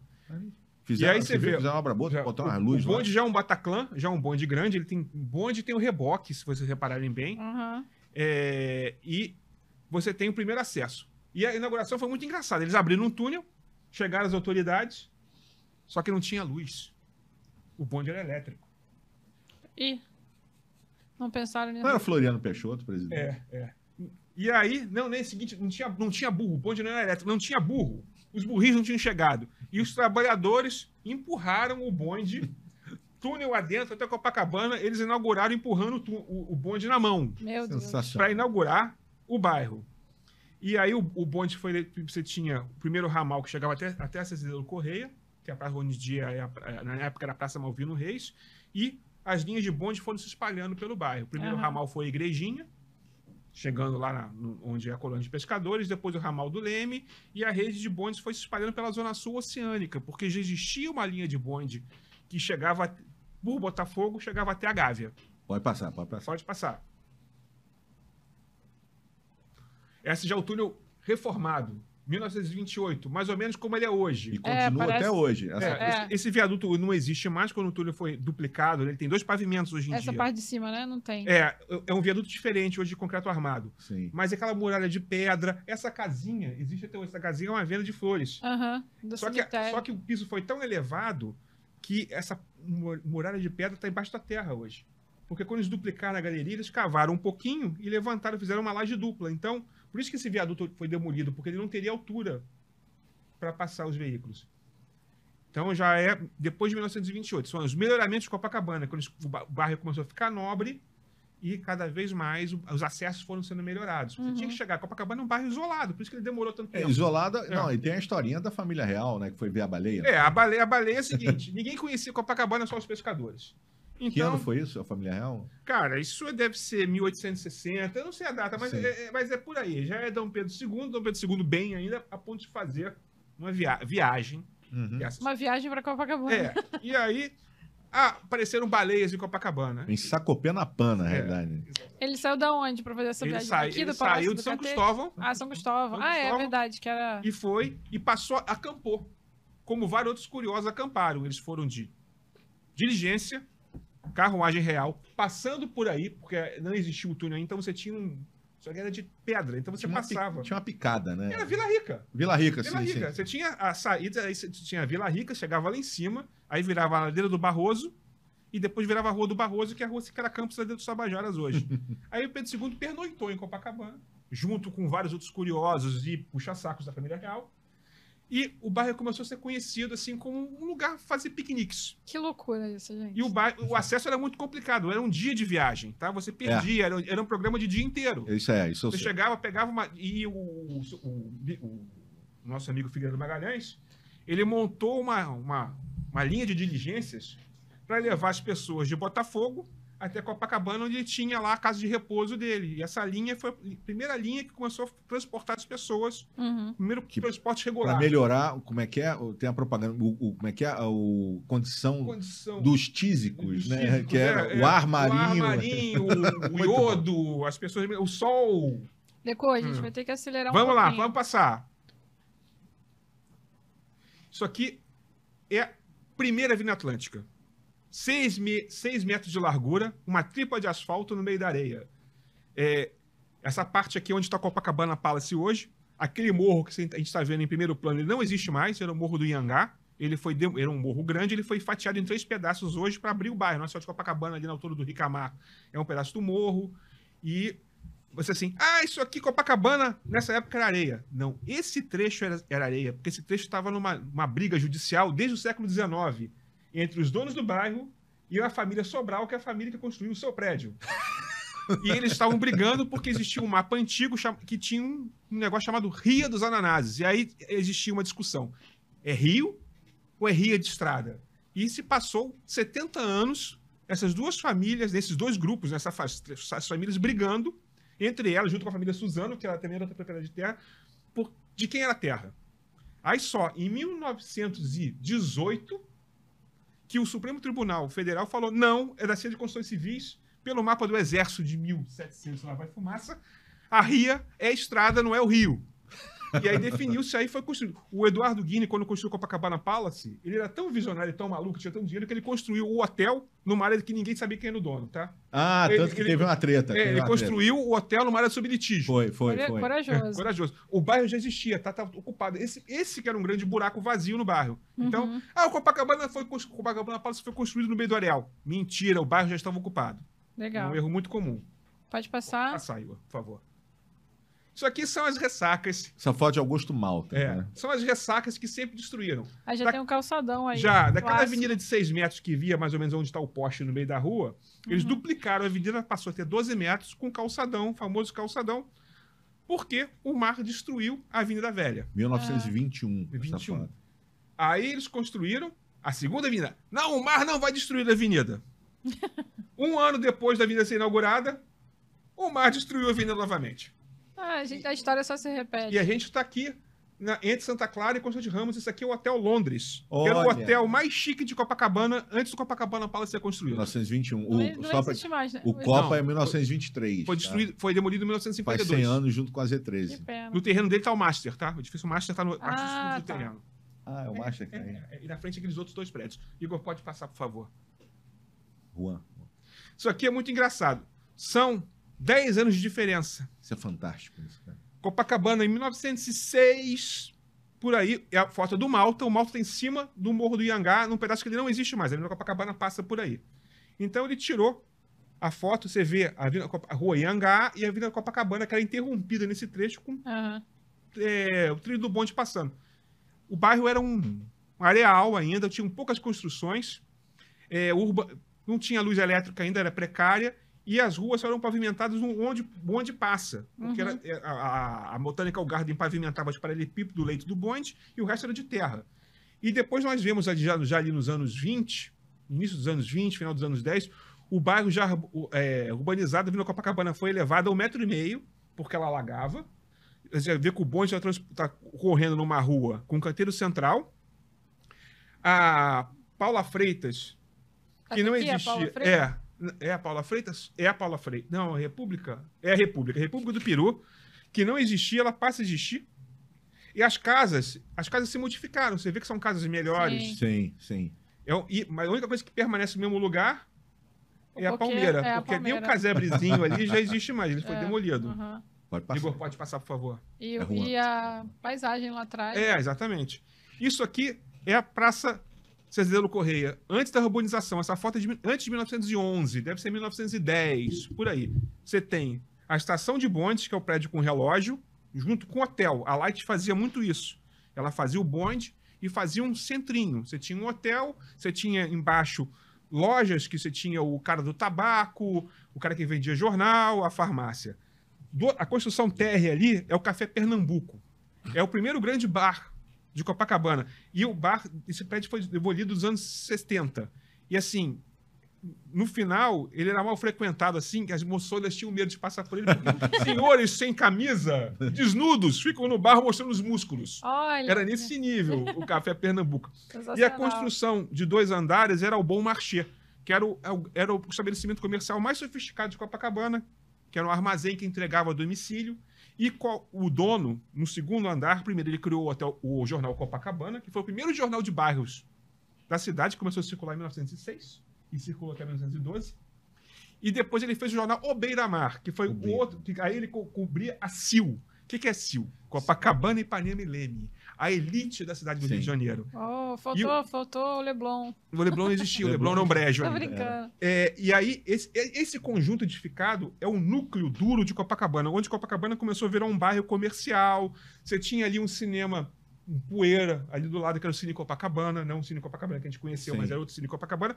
E a praça, você vê que era um areal, né? Tem um cara tentando capinar o negócio ali, e a praça só foi urbanizada em 1911. Muito legal. Igor, pode passar, por favor. Isso aqui é o início da verticalização de Copacabana. A gente está no posto 6. Olha os biquínis. Ó. Essa foto deve ser dos anos 30. Você tem o edifício. Aqui, esse primeiro prédio aqui está na esquina da Ferreira, não, daquela que vem de Ipanema. João Francisco Sá. Francisco Sá. Francisco Os prédios Sá. estão subindo, né? Os prédios estão subindo. Aqueles prédios que estão. Aquele prédio alto, lá em cima, é o edifício Líbano, que fica na Djalma Uric. E o prédio que está em construção é aquele da Praça Sara Kubitschek, que fecha a Praça Sara Kubitschek no fundo. Esses prédios eram mais altos porque o plano Agache, que nós já conversamos, que era o plano que fazia a cidade crescer, permitia, nas encostas do morro, dos maciços, prédios maiores. Porque já tinha um morro atrás, você podia construir prédios maiores. Aham. Mas o padrão de Copacabana é esse padrão mais baixo. Aquele prédio mais à direita da foto é o edifício Ferrini. Era um edifício de alto luxo que foi construído nos anos 20 e que foi demolido nos anos 70. Ele tinha um pátio central com chafariz, ele ficava na esquina dessa Ferreira com a Avenida Atlântica. Pode passar, pode passar. Pode passar. Isso aqui é a era de ouro, onde Copacabana foi conhecido no mundo inteiro. Era a era dos cassinos. Esse é o Cassino Atlântico, que onde tem o Intercontinental. Não, aí, Muito peraí. de nome. Aí é interessante falar que o Rio de Janeiro teve três Em cassinos. Copacabana teve 3 cassinos. Não, o da Urca. Não. Né? Primeiro cassino foi o Copacabana Palace, depois foi o Cassino da Urca e depois o Cassino Atlântico. Cassino Atlântico. Interessantíssimo. E é em frente, só para quem não é, aí como a história ela toda junta. Por isso que quem não entendo quem não gosta de história. Em frente ao Cassino Atlântico, hoje, onde é o Hotel Fairmont hoje, e foi a TV Rio, é o posto 6, onde ficam os pescadores. Os pescadores, exatamente. Ali que era o cassino agora. Cassino eu não me Atlântico, situei. Você vê que o hotel, ele tem mais ou menos, até hoje, ele tem o mesmo formato. Pode Lá, passar. por causa de projeto de Pode alinhamento da passar. rua. Olha o prédio do cassino. O prédio do Ah, é cassino. verdade. Olha, pega a esquina O ali. formato é muito parecido. E é interessante que, no fundo, lá na extrema esquerda, foi feito a lápis. Foi feito um retoque na um foto. retoque na foto tosquíssimo, né? Mas se fazia isso muito em cartão postal. Isso é Sim, um cartão postal. sim. Se fazia muito isso. Muito legal. Pode passar, Igor, por favor. Essa foto é muito interessante. Sim, essa foto é uma foto, talvez, do Correio Aéreo Nacional. Mostra Copacabana já ocupada. Isso é anos 30, talvez, final dos anos 20. Lindo. E os barquinhos ali no os embaixo, ó. barquinhos, E a água batendo ali perto, ó. Muito Você vê que tem um pertinho. ônibus da Light ali, que era um ônibus um dos ônibus lá que saía da Avenida Rio Branco e terminava em bairros chiques de bairros ricos da cidade. E Ipanema ainda vazia. Você vê que o Copacabana já se desenvolvia, mas Ipanema ainda você não tinha ainda um grande interesse, você tinha muito terreno baldio. Mas você vê que as ruas já estão asfaltadas, as ruas já têm canteiro central, as ruas já têm iluminação pública. Aham. E são 15 anos de diferença daquelas primeiras fotos quando o bairro começa a ser urbanizado, como foi rápido. Essa foto de quem? Deve ser do Correio Aéreo Nacional. Ah, legal. Essas aí são as coristas o Vedetes. do Cassino Atlântico. São as coristas.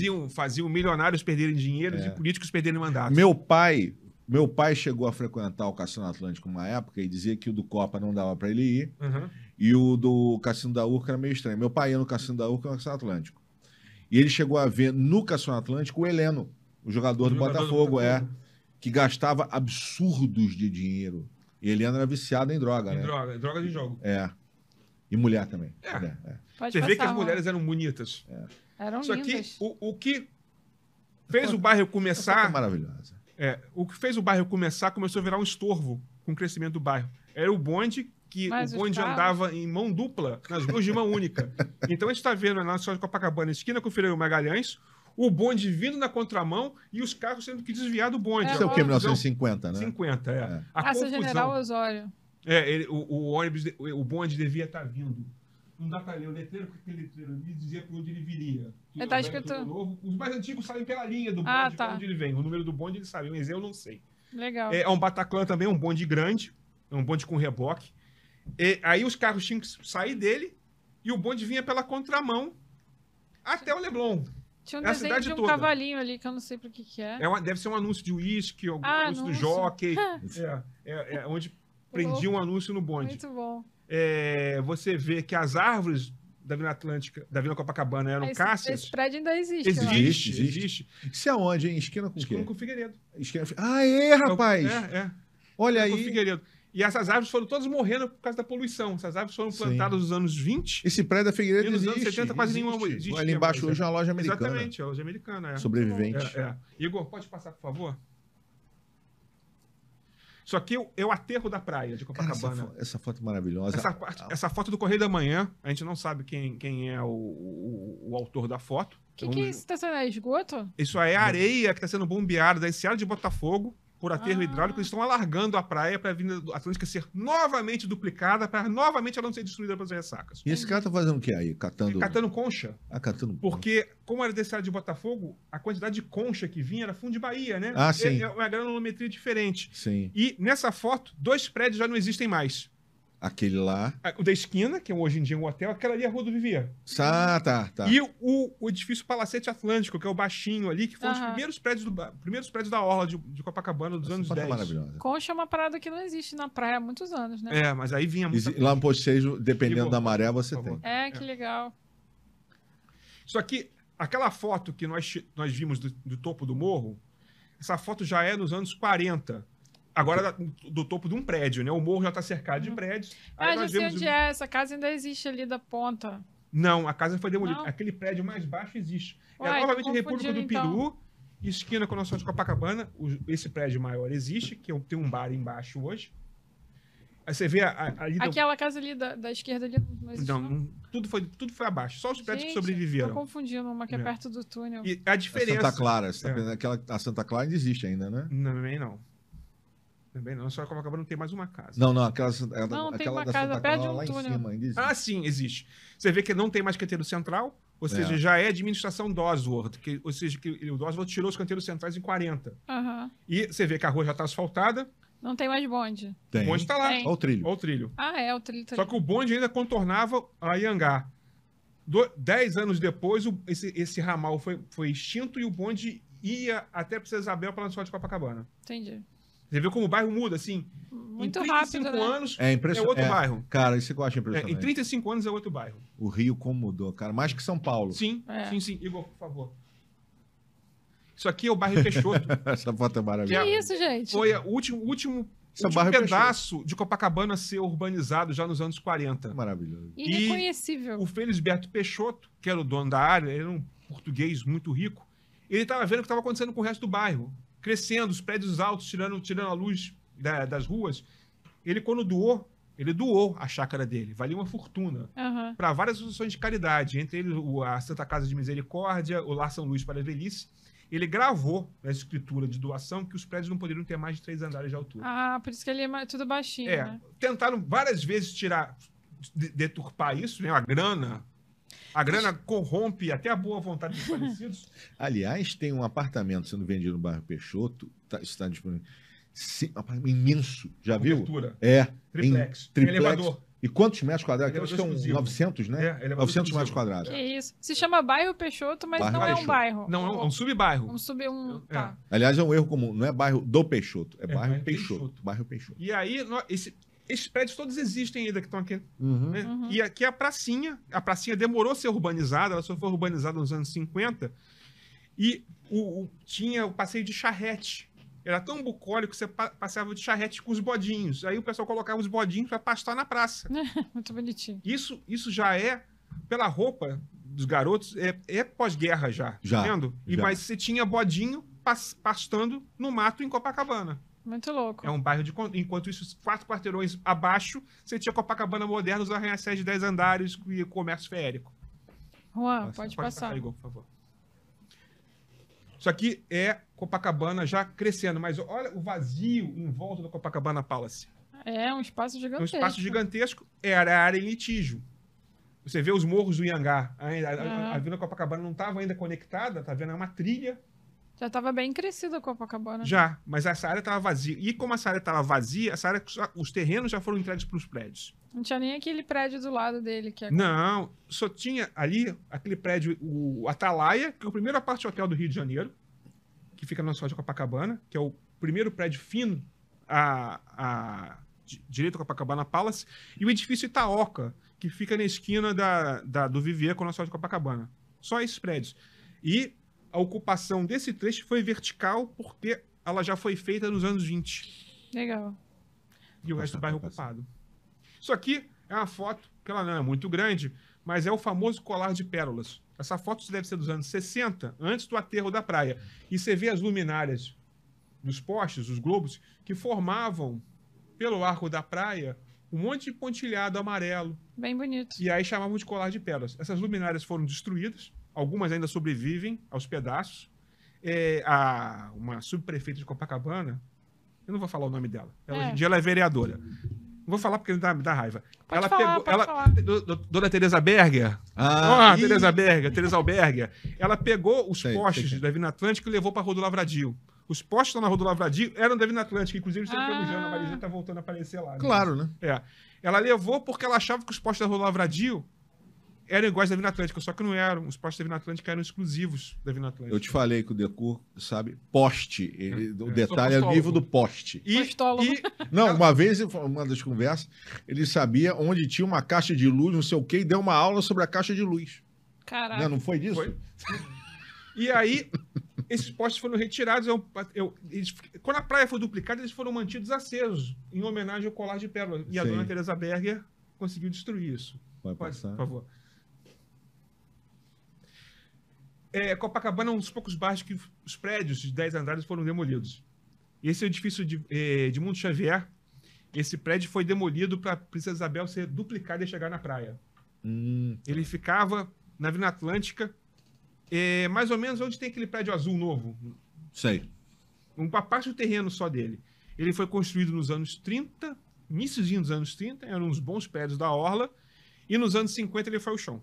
Ou seja, o prédio não durou nem 30 anos. Caramba. Pode passar, Juan. Isso aqui, assim, cuidado que o Forte vai atirar. Quando o Forte Copacabana ia atirar, tinha comunicação... O do posto 6, né? O do posto 6, tem os canhões alemães. Os alemães, os canhões. Saía no rádio para as pessoas de Copacabana abrirem janelas. Porque se as janelas estivessem fechadas, o deslocamento do ar era tão forte que quebrava as vidraças. Caramba. E aí... Quebraram mesmo. Quebraram, muitas foram as janelas de portas e vitrines que ficaram assim, em Copacabana, em consequência do exercício de tiro real no domingo. Isso em 1957. Isso foi até os anos 70. Eu me lembro de tiro, eu me lembro desse barulho. A força dos canhões do Forte eram tão grandes que derrubava as coisas nas vitrines das lojas e quebrava os vidros. Muito louco. Muito louco. Isso aqui é a popularização do bairro de Copacabana. O Bangalô. Essa foto é uma foto dos anos 30, Rua Santa Clara. Sim. 245. Foi o colégio, depois do Recanto Infantil, foi o meu colégio, quando eu era criança. Essas casas eram construídas por pequenas construtoras, entre elas a Freire Sodré, que era a mais famosa, e dava para a classe média, o sonho de morar em Copacabana não ser um palacete. Que legal. Então, Copacabana... A massa das casas de Copacabana nos anos 30, 40, até 50, que elas começaram a ser demolidas, era esse tipo de casa. Bacana. Isso aqui é a construção do edifício Roxy. Olha, o Roxy. Isso é anos 30. Aqui era uma praça, a Praça Santa Leocádia, que ela nunca existiu. Ela foi vendida para ser construído o cinema. Cine Roxy, está ali. Cine Roxy, a obra do Cine Roxy. Essa foto deve ser dos anos... O Roxy foi inaugurado, acho que em 1930. Os carrinhos pelo carro, Essa foto é final dos anos 20, o edifício sendo construído. Pode passar, cara, por favor. Isso aqui, hoje em dia, quando você vai em Copacabana, você senta em algum lugar na Avenida Atlântica, logo vão chegar os chatos do pagode, né? Eu chamo de torturia do pagode. Só que isso já existia cultural, tempos idos. Isso aqui são os americanos em missão de boa vizinhança do governo Roosevelt, na época da Segunda Guerra Mundial, eles sendo torturados, mas na época não era pagode, era seresta. Bem mais e aí legal. tem assim, isso é uma foto da revista Life, e Olha, que bar é esse, hein? Um Esse é o restaurante. hotel do Royal Tulip, que fica ali entre Ah, o Figueiredo tá, e a fachada original dele. É um prédio Art Deco, originalmente. Sim, sim. E aí os gringos não conseguiram conversar e a foto, a legenda da foto é Brazilian Musicians Play for Coins. Um negócio assim. Play for Coins, né? Play for Coins. Brasileiros O músico brasileiro tocando por moedas. Moedas. E você vê o poste do colar de pérolas da Avenida Atlântica Sim. ali. Vou te passar a cara. Acabou. Bom, né? Acabou. Muito legal, gente. Não, o Decur, eu acho que merece, porque você falou que tinha seleção 60, né? Isso assim, só um pedaço, tá? Porque eu acho que no meu HD do computador que tá desligado são umas 5.000 fotos. Então, agora a galera tem que consultar o site do Decor Tem que ir lá pra o ver site, toda a o site tá sem história. atualização, mas tem muita coisa, muito material lá. E não é hoje em dia como ele coloca a foto no Facebook. É a foto, pá! Não, Tem cada texto, tá? foto tem, cara. Tem história, né? Tem texto. É Não, e pesquisa. assim, a gente não falou ainda da questão da igreja de Copacabana, que ela foi até 1904, e é um erro que dizem que o exército destruiu a igreja. Calma, não é por aí. Não. A Cúria Metropolitana vendeu a igreja para o exército por 80 contos de réis. O exército tinha interesse na área, e havia interesse em manter a igreja. Mas tem igreja de canhão, negócio mais. Não, e acho que o problema foi a segurança. Nossa Senhora do forte. Canhão, e também tinha isso também, como é que vai ter acesso? E a igreja acabou indo, e a estátua do Nossa Senhora de Copacabana está na igreja da Francisco Otaviano. Exatamente. Quem quiser ir lá, tá lá. Tá lá. A imagem originária. Que veio do Peru lá. Que até hoje a história da imagem é meio nebulosa. Dizem que comerciantes de prata do Peru trouxeram a imagem, mas, assim, como é que a imagem foi parar num nada, em 1700 lá vai fumaça, numa colônia de pescadores isolados da cidade, numa ermida de pau a pique. 1732 já é. Ponta de bar. Uhum. Assim, a história é muito doida. Ninguém conseguiu explicar até não hoje tem. como essa imagem foi parar lá. A versão mais que os comerciantes de prata trouxeram ela. Agora, por que eles deixaram essa imagem lá? É um mistério. É um mistério. Será que eles quase se afogaram também como o Frei? Só se foi. Dizem que tem isso, que foi uma tormenta, que era uma área que batia a mar, aí salvou, aí a estátua estava no barco, aí o barco não afundou, porque... Enfim. Mas é nebuloso. É nebuloso. Gente, muito obrigada. Foi maravilhoso. A gente passou um pouquinho do horário. O Juan vai me matar. Mas era importante pra gente poder mostrar tudo, né? A gente abrangeu bastante coisa. Beleza. E a gente pode marcar um segundo encontro depois, que eu acho que é bem bacana pra gente falar mais. E fotografia é história. Eu sempre falo isso. Fotografia, só para encerrar, eu falo isso sempre. Fotografia é sempre uma mensagem para o futuro. Sempre. Não pensa assim. Cara, olha essas fotos, cara. Entendeu? Essas fotos têm mais de 100 anos. 100 anos. E são quase todas ou de cartão postal ou de jornais. E você olha isso. E se você não for. E outra coisa, é pensar que o digital. Cara, não mantém suas fotos só em digital, não. Imprime porque você vai perder. O HD vai acabar. Eu tô com um HD lá em casa esperando chover na hortinha, porque é caro.